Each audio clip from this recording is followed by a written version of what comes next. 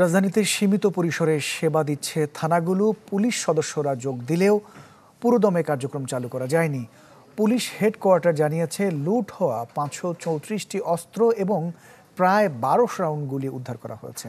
ফয়সাল হোসেন জানাচ্ছেন বিস্তারিত। আইএফআইসি আমার প্রতিবেশী, আরো কাছে সবার মাঝে, পাড়ায় পাড়ায় আমার ব্যাংক। IFIC bank. গেল 5 আগস্ট রাজধানীর তেজগাঁও শিল্পাঞ্চল থানায় ভাঙচুর, আগুন দেওয়ার পাশাপাশি লুট করা হয় অস্ত্র।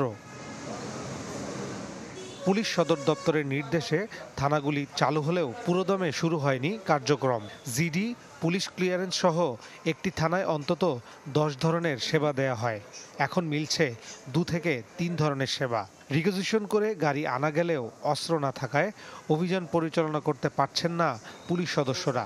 এছাড়া নথি পুড়ে যাওয়ায় আগের মামলাগুলির কার্যক্রম পরিচালনা করতে বেশ বেগ পেতে হচ্ছে।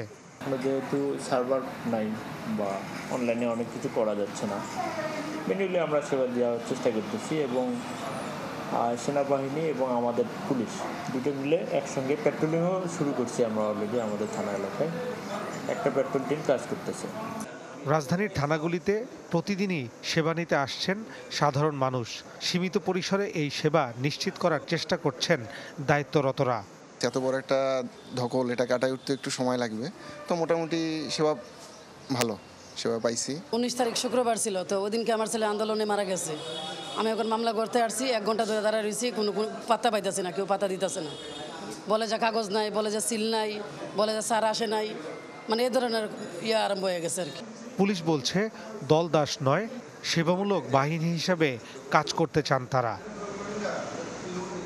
ফয়সাল হোসেন, চ্যানেল 24, ঢাকা।